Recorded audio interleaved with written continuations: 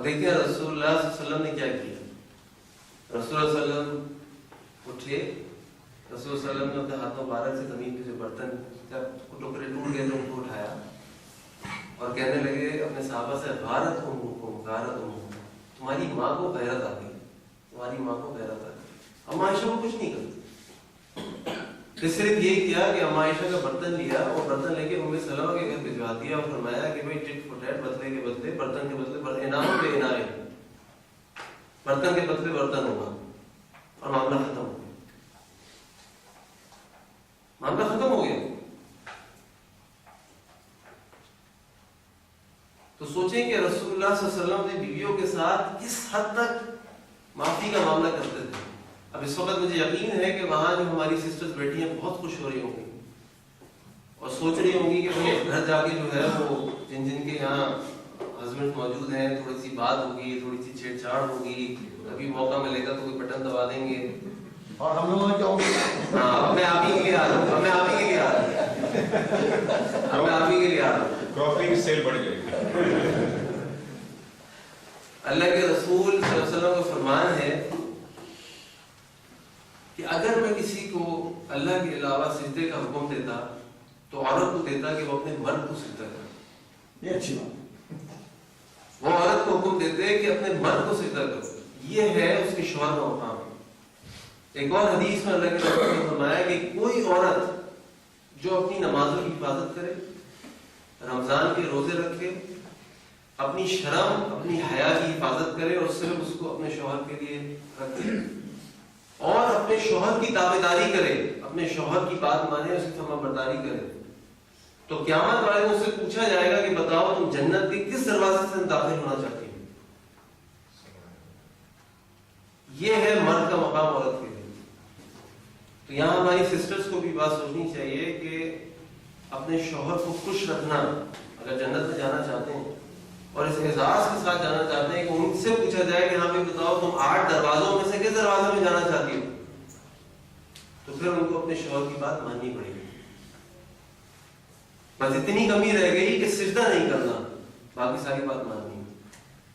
لیکن ساری باتوں میں یہ ہے کہ مردوں کے لیے بھی عورتوں کے لیے بھی کہ اللہ کے رسول صلی اللہ علیہ وسلم کا فرمان ہے کہ اللہ کی نافرمانی مخلوق لا طاعت لمخلوق فی معصیت الخالق, کہ اللہ تعالیٰ کے حکم کو توڑتے ہوئے, اس کو ناراض کرتے ہوئے, اس کی نافرمانی کرتے ہوئے کسی مخلوق کی اطاعت نہیں ہوگی, چاہے میاں بیوی کا معاملہ ہو یا ماں باپ کا معاملہ ہو, بچوں کا معاملہ ہو. کسی بھی صورت میں اللہ کے قانون کو توڑا نہیں جا سکتا. جو حرام ہے صرف اس کی بات ہو رہی ہے, جو مکروہ ہے وہ چھوڑ سکتے ہیں آپ. اور اگر کوئی اسپیسیفک معاملہ ہے تو یقیناً جو بھی آپ کے پاس اسکالرز ہیں, مفتی حضرات ہیں, ان سے پوچھا جائے, ان سے بات کی جائے, پرٹیکولر سچویشن کو سامنے رکھتے ہوئے اسٹریٹجی بنا لی جائے. لیکن ان جنرل عورت کے لیے یہ ہے کہ صرف اللہ کو سجدہ کرنے کتنا بڑا مقام ہے, اللہ رب العزت کا رسول کو بھی سجدے کی ضرورت نہیں ہے, تو وہ مقام اللہ کے رسول نے مرد کے لیے ٹھہرایا ہے. اور اگر جنت کے دروازوں میں جانا چاہتی ہیں تو پھر مرد کی اطاعت کریں اور باقی جو فرائض ہیں پورے کریں. لیکن میں زیادہ زور جو ہے وہ مردوں کی دوں گا, کیونکہ جیسے میں نے آپ سے کہا کہ اصل جو چابیاں ہیں وہ مردوں کے پاس ہیں, تو وہ مردوں کو ہی دیکھنا ہے اور معاملے کو آگے چلانا ہے. اسی طرح رسول اللہ صلی اللہ علیہ وسلم کا معمول یہ تھا کہ رسول صلی اللہ علیہ وسلم اپنی بیویوں کے لیے اپنے آپ کو بڑا اچھا رکھتے تھے. ہماری فرماتی ہیں کہ رسول اللہ صلی اللہ علیہ وسلم جب گھر میں داخل ہوتے تو ان کا سب سے پہلا کام یہ ہوتا ہے کہ وہ مسواک کرتے تھے. کیوں؟ تاکہ جب اپنی بیویوں کے قریب جائیں تو ان کے پاس سے بدبو نہ آئے, ان کے دانت صاف ہوں اور وہ اہتمام کرے اپنی بیوی کے پاس جانے. ہمارا حال کیا ہوتا ہے کہ ہم جب گھر میں ہوتے ہیں تو گھر کے اندر جب ہم ہوتے ہیں تو اپنا جو سب سے اگلیسٹ ڈریس ہوتا ہے وہ پہنے بیٹھے ہوئے ہوتے ہیں, پھٹا ہوا پاجامہ یا نیلے کلر کا پاجامہ, یلو کلر کی شرٹ اور عجیب عجیب کمبینیشن جو ہے وہ ہم پہنے ہوئے. جبکہ رسول اللہ صلی اللہ علیہ وسلم معمول یہ تھا کہ وہ اپنی بیویوں کے لیے بہت زیادہ اہتمام کرتے تھے اور بہت زیادہ تیار ہوتے تھے. وہ خواتین میں آواز آتی کٹ گئی تو وہ کیا وہ ساری بات دوبارہ کر رہا ہوں, جب مائک سے دور ہوتے ہیں تو پھر آواز اس سے سجدے والی بات ذرا دوبارہ کریں.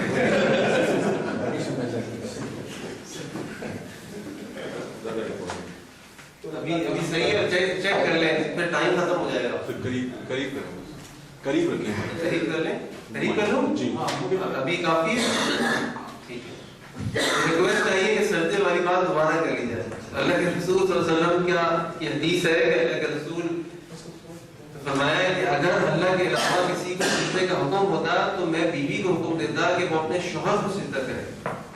یعنی وہ سجدہ جو رسول اللہ صلی اللہ علیہ وسلم کے لیے بھی جائز نہیں ہے, صرف اللہ کے لیے سجدہ ہے, اس ڈگری پہ اللہ کے رسول صلی اللہ علیہ وسلم نے بیوی کو بولا کہ بھئی تم نے اپنے شوہر کا اتنا خیال کرنا.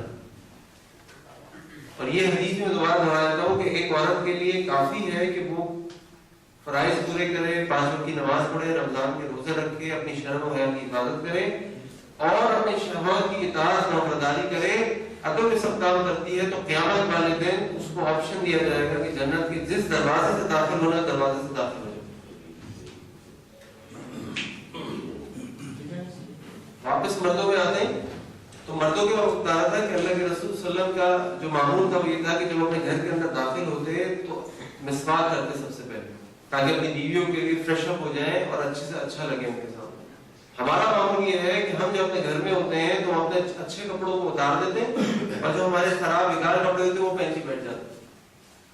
اسی لیے آپ دیکھیں گے کہ اگر آپ بازار میں جائیں تو آپ کو مردوں کے اگر پجامہ سلیپنگ سوٹ چاہیے ہو تو آپ کو بہت آپشن نہیں ملیں گے.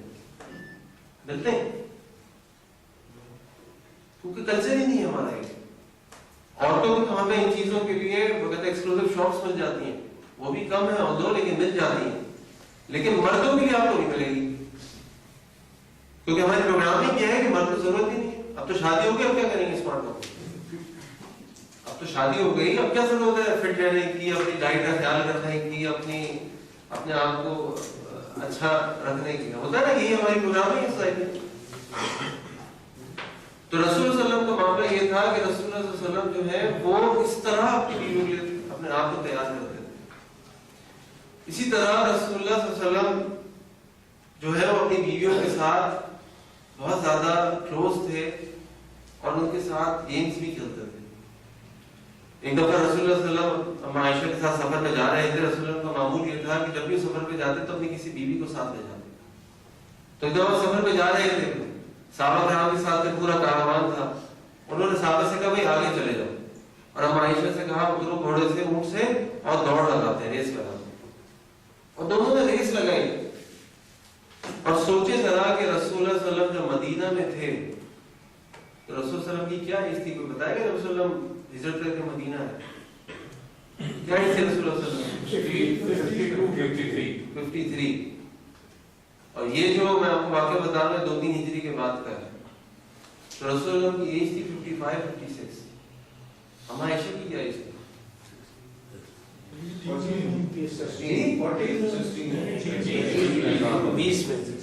اما عائشہ کی جب رخصتی ہوئی ہے تو 9 سال کی عمر تھی.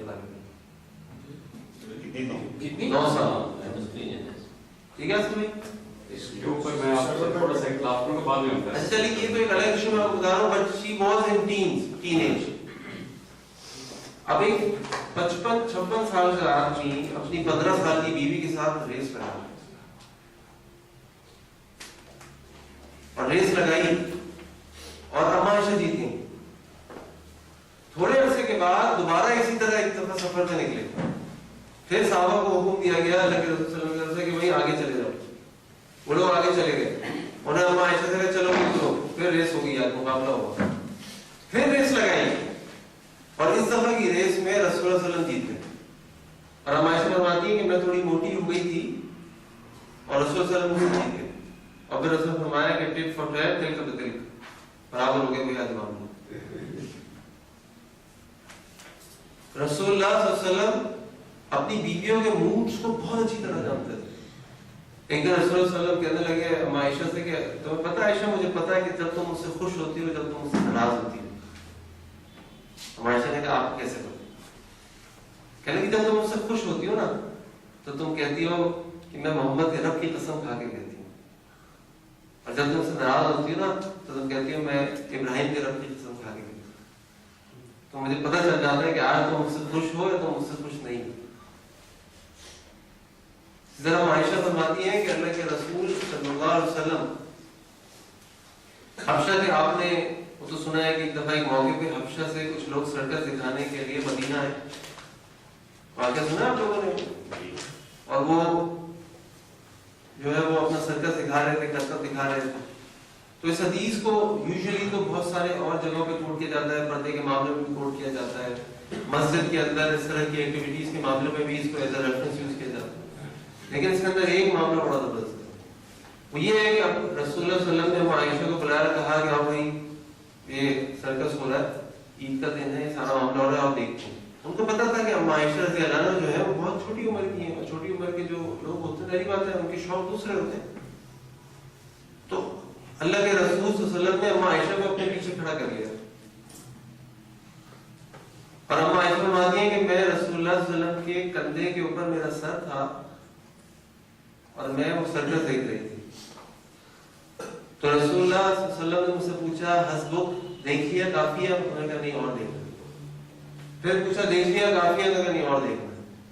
پھر تو پوچھا بھائی کافی ہے اور دیکھنا ہے؟ میں نے کہا ٹھیک ہے. اور فرماتی ہیں کہ خدی، میرا گال علی خدی، ان کے گال کے اوپر لگا ہوا، چیک سے چیک ٹچ ہو رہے ہیں. اور فرماتی ہیں کہ مجھے اس بات کا کوئی انٹرسٹ نہیں تھا کہ سرکس میں کیا ہو رہا ہے، میرا سارا انٹرسٹ یہ تھا کہ اور بیویاں دیکھ لیں کہ میں رسول اللہ صلی اللہ علیہ وسلم سے کتنے قریب ہوں اور میں ان کے سامنے جو ہے میری پوزیشن اچھی ہو. اب یہ سارے معاملات رسول اللہ صلی اللہ علیہ وسلم دیکھیں کس حد تک رومانٹک تھے اپنی بیویوں کے ساتھ. اور یہ سارے معاملات رسول اللہ صلی اللہ علیہ وسلم مدینہ کی زندگی کے اندر کر رہے ہیں. مدینہ کی زندگی کے اندر آپ کو معلوم ہے کہ کون سا ایسا لمحہ تھا، کون سا ایسا سال تھا کہ جب رسول اللہ صلی اللہ علیہ وسلم غزووں پہ اور غزووں پہ نہ جا رہے ہو تو لشکر نہ بھیج رہے ہو. ہر وقت یہودیوں کی سازشوں کا ڈر، ہر وقت مشرکوں کی سازشوں کا ڈر، ہر وقت قیصر کسریٰ روم یہ وہ، ہر کتنی ٹینشن سٹریس ہے. آپ سوچیں ذرا آج ہمارے ملک میں اتنا سٹریس ہے، یہ تو کچھ بھی نہیں ہے. پھر لیڈر امیر المومنین، سارا اسلام کی قیادت جو ہے اللہ کے رسول اللہ کے ہاتھ میں، اتنی ساری بیویاں، یہ سارے شکایات، یہ سارے معاملات.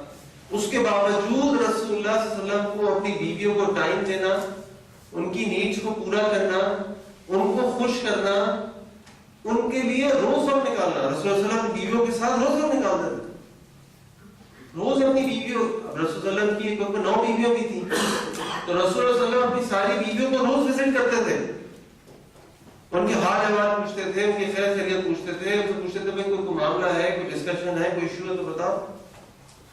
اور پھر مغرب کے بعد اس بیوی کے گھر چلے جاتے تھے کہ جس کی ٹرن ہوتی تھی کہ اس کے ساتھ جو ہے وہ ٹرن ہے اس کے گھر پہ رہنا. ان ساری چیزوں کے باوجود رسول اللہ علیہ وسلم کے پاس ٹائم تھا کہ وہ اپنی بیویوں کو ٹائم دیں، ان کی ایموشنل نیڈز کو پورا کریں. اسی لیے تو اللہ تعالیٰ نے قرآن کریم میں فرمایا کہ لقد کان لکم فی رسول اللہ اسوۃ حسنہ، کہ ہم نے یقیناً آپ کے لیے تم لوگوں کے لیے اللہ کے رسول صلی اللہ علیہ وسلم کی زندگی کے اندر اسوہ نمونہ بنا کے بھیجا، ان کو رول ماڈل بنا دیا. آپ ان کو ایز اے لیڈر لے لیجیے، آپ ان کو ایز اے فرینڈ لے لیجیے، آپ ان کو ایز اے فادر لے لیجیے، آپ ان کو ایز اے ہسبینڈ لے لیجیے، آپ ان کو as a commander in chief لے لیجیے. ہر جگہ وہ آپ کو ایکسلنس پر ملیں گے. اور یہ سب کیوں ہے؟ علماء یہ بھی فرماتے ہیں کہ یہ جو رسول اللہ صلی اللہ علیہ وسلم کی اتنی ساری بیویاں تھیں، اس کے پیچھے بھی جو حکمت یہ تھی کہ دیکھیں باہر کا معاملہ جب ہوتا ہے، ایک معاملہ ہو رہا ہے، جنگ میں گئے ہوئے مسجد میں بیٹھے ہیں تو بہت سارے لوگ موجود ہیں، ان کے سامنے کوئی رسول صلی اللہ علیہ وسلم نے کوئی کام کیا، کوئی بات کہی، ایک کو یاد رہی، دوسرے کو یاد رہی، دوسرے کو یاد رہی، تیسرے کو یاد رہی، اور انہوں نے ساری امت تک، انسانوں تک اس بات کو پہنچا دیا. لیکن گھر کے اندر کا جو معاملہ ہے وہ کیسے لوگوں کو پتہ چلے گا؟ اور نہ صرف یہ کہ گھر کے اندر کا معاملہ، بلکہ ساری بیویاں ڈفرنٹ بیک گراؤنڈ سے آئی ہیں. کوئی یہودی کی بیٹی ہے، کوئی غلام بن کر آئی ہے، کوئی ابو بکر صدیق کی بیٹی ہے، کوئی عمر فاروق رضی اللہ عنہ کی بیٹی ہے، کوئی ابو سفیان کی بیٹی ہے.